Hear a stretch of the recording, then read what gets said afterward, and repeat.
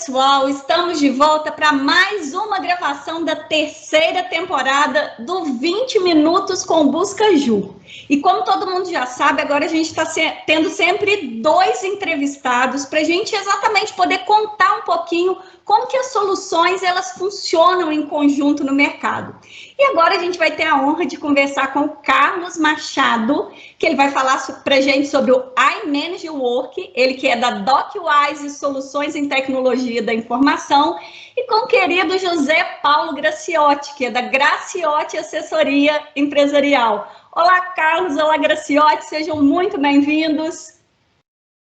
Olá a todos, tudo bem? Olá, pessoal, boa tarde. É um prazer estar com você novamente, Juliana. Vamos lá. Gente, eu gostaria que vocês começassem contando um pouquinho sobre as soluções individualmente, porque aí todo mundo vai entender exatamente o que vocês oferecem para o mercado e depois a gente começa a falar sobre como que essas soluções elas funcionam em conjunto. Carlos, você começa para a gente contando um pouquinho sobre o que é exatamente o iManage Work? Vamos lá. Pessoal, a DocWise é uma empresa muito focada, né, muito especializada. Então, a gente só trabalha com a tecnologia de gestão de documentos, né, gestão de conhecimento, para o mercado jurídico. Então, a gente conhece muito bem a tecnologia, a gente conhece muito bem as necessidades do mercado jurídico. E a gente faz isso basicamente através de uma parceria muito forte que a gente tem já há muitos anos com a iManage, que é uma empresa americana, né, que é o principal fornecedor aí de soluções de gestão de documentos para o mercado jurídico em todo o mundo, tá? Líder de mercado nos principais mercados, né, na Europa e nos Estados Unidos, e aqui nos Estados Unidos também. Para vocês terem uma ideia, hoje são mais ou menos 200 escritórios de advocacia usando o iManage aqui no Brasil, e a gente deve ter por volta de 30, 40 departamentos jurídicos, tá? Nosso foco é mais os escritórios, mas a gente também atende alguns departamentos jurídicos. Graciotti, conta pra gente sobre as suas soluções, por favor. Oi, Ju, na verdade eu não tenho grandes soluções, o que eu tenho é uma grande experiência, tá? O fato de eu ter vivido muito tempo como gestor de escritórios de advocacia e responsável pela área de tecnologia e gestão de conhecimento, eu acumulei ao longo desses anos uma experiência bastante grande nessa área.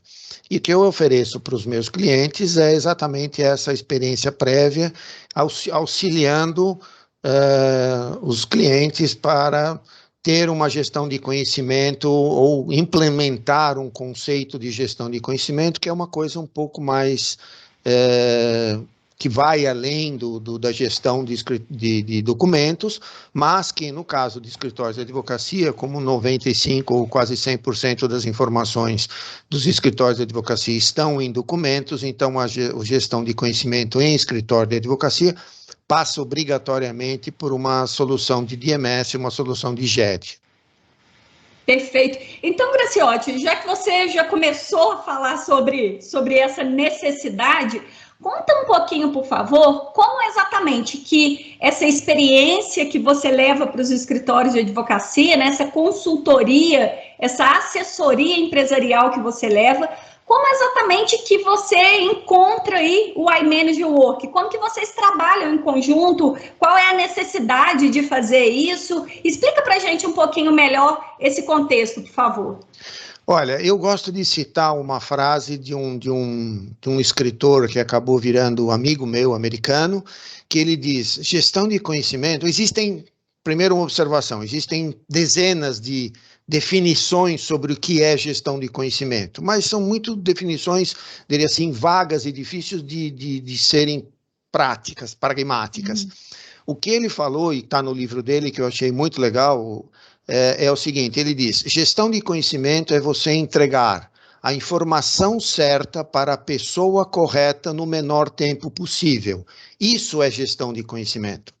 Então, independentemente da definição que você dê, a gestão de conhecimento serve para isso, para você dar àquele advogado, entregar a ele a informação que ele está procurando no menor tempo possível. E como é que isso se encaixa com o iManage? Se encaixa pelo fato que o iManage é a ferramenta, como o Carlos já disse, a ferramenta líder de mercado, é a melhor do mercado, e etc. Então, esse casamento é natural, ou seja, eu normalmente, se sou chamado para um escritório de advocacia para falar sobre gestão de conhecimento, obviamente eu vou citar o iManage, eu vou dizer, olha, você vai ter que ter, para começar a falar em gestão de conhecimento, você tem que ter um sistema de DMS, um sistema de JET. Não dá para falar em gestão de conhecimento sem ter um sistema de busca de cadastramento, organização, indexação e busca de informação. E então isso é natural que com o meu trabalho, obviamente tem uma interseção muito grande com o trabalho do Carlos. Perfeito. E, Carlos, o que você entende que isso efetivamente traz de benefício para o mercado? Qual é o diferencial? E principalmente, qual que é o diferencial desse tipo de indicação? Né? Não é simplesmente o escritório que encontrou o Graciotti e que encontrou a DocWise. São vocês trabalhando junto. O que você vê aí de diferencial nesse tipo de atuação conjunta de vocês? Legal. Assim, concordo muito com o que o Zé falou. Eu acho que tem uma outra frase até para completar, super simples, que diz que muita informação é a mesma coisa que pouca informação, né? Ou seja, vamos imaginar um escritório de advocacia aí de, sei lá, de médio porte ou até de grande porte. Você tem na sua base 5 milhões de documentos. Pessoal, para que serve 5 milhões de documentos? O que você faz com isso, né? Se você não tiver um método de transformar dados, né, em informação, né, informação relevante, esse conteúdo não serve para nada, né? Ele fica completamente escondido ali, né? Então, a gente tem que ter métodos de classificar a informação de forma que ela seja localizada, como o Zé falou, no momento certo, para a pessoa certa, na hora certa, né?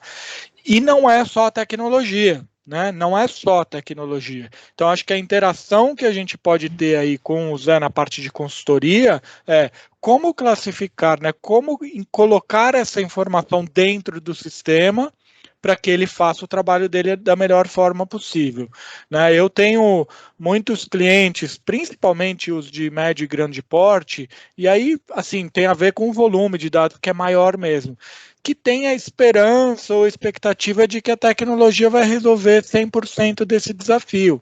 Não é assim que funciona, né?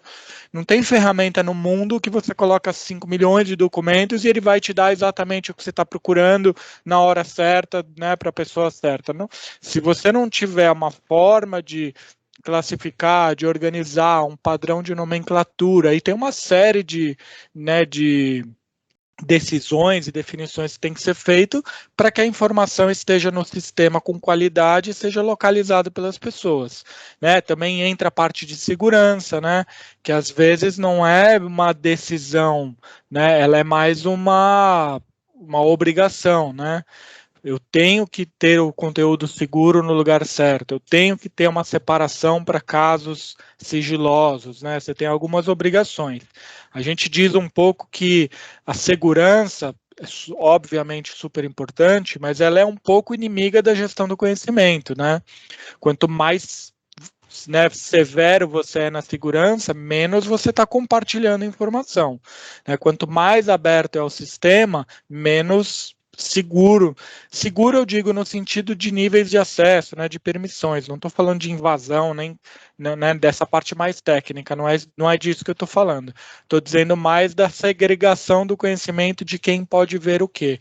Então acho que a parte do Zé aí ajuda muito a gente a organizar do jeito certo, classificar do jeito certo, aplicar a segurança no nível certo, né, nem muito seguro e nem pouco seguro. Acho que o grande segredo nosso aí é encontrar esse sweet spot que a gente chama, né? O ponto certo ali. Perfeito. Graciotti, você gostaria de complementar, dando uma visão geral de como exatamente que isso funciona? Olha, sim, gostaria sim, obrigado. Só complementando o que o Carlos falou, realmente gestão de conhecimento vai muito além de você ter um sistema de indexação e busca de informação. Primeiro, você tem que tratar essa informação. não adianta só tratá-la tecnicamente, você tem que ter, veja bem, você tem que ter uma filosofia de trabalho. Isso tem a ver com um conceito enfiado ou colocado dentro de um escritório de advocacia. Isso envolve uma série de outras coisas que vão além da tecnologia. Envolve treinamento, envolve ter equipes especializadas nisso. Os escritórios grandes têm principalmente os americanos, têm caras que são formados em áreas totalmente diferentes, em data science, em estatística, em uma série de outras coisas, para produzir aquelas informações do jeito que foi falado, ou seja, dar a informação bonitinha, redondinha para o advogado do jeito que ele quer. Eu costumo dar 2 exemplos. O primeiro exemplo é um que eu conheci, um escritório americano grande, especializado na área trabalhista, e que eles criaram internamente um negócio que eles chamam de Knowledge Desk.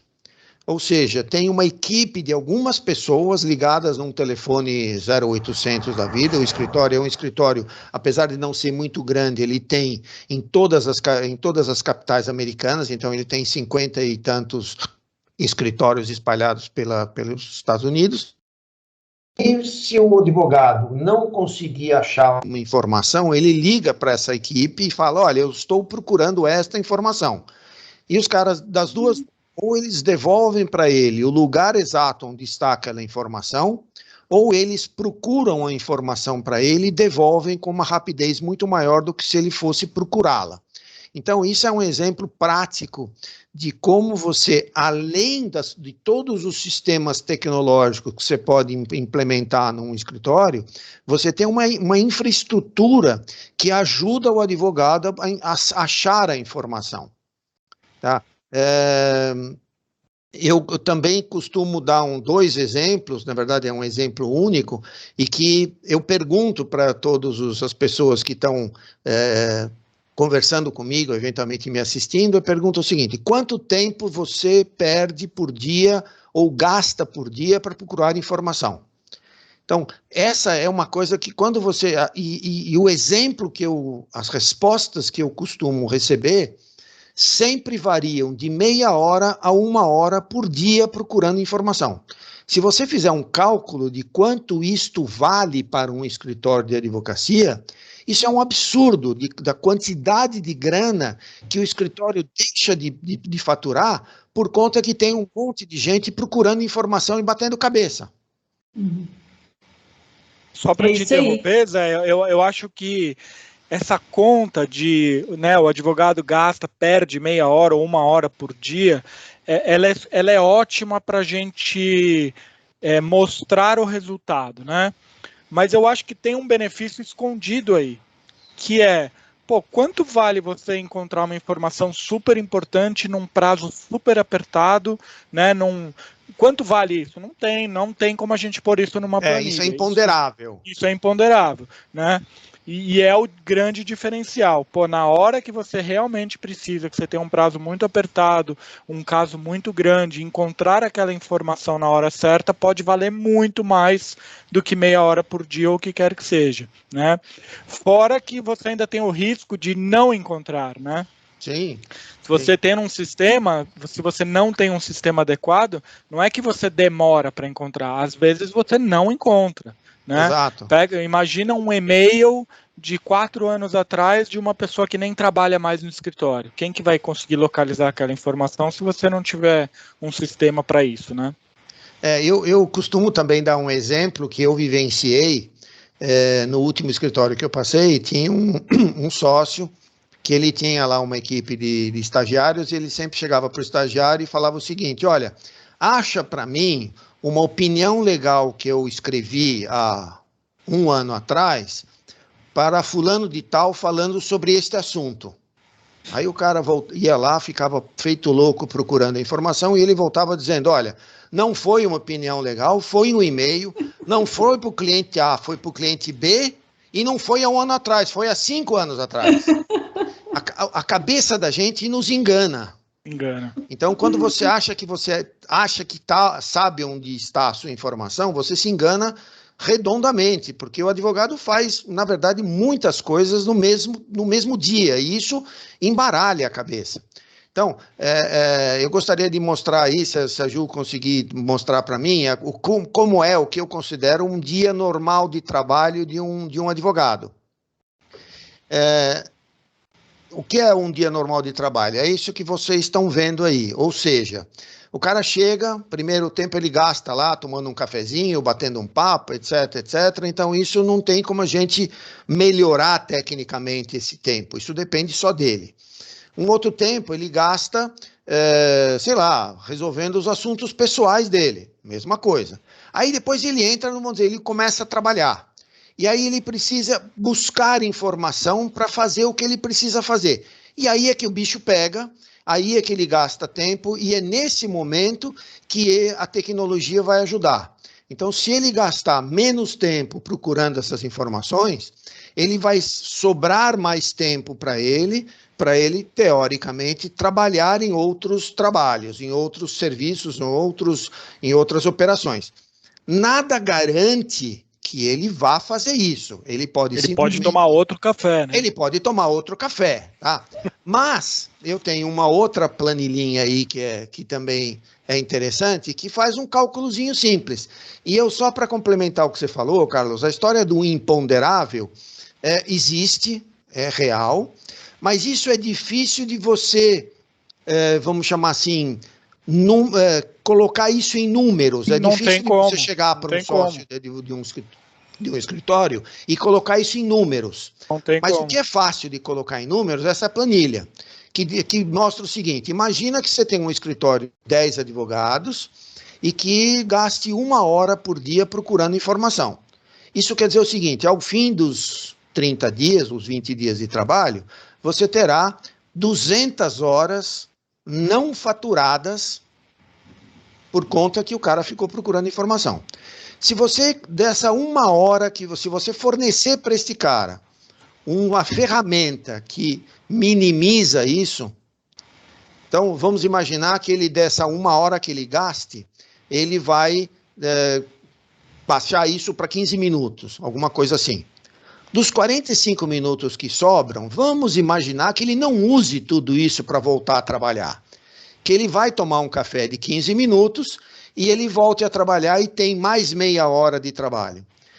Resumindo, você tem ao fim do mês, 100 horas faturadas a mais.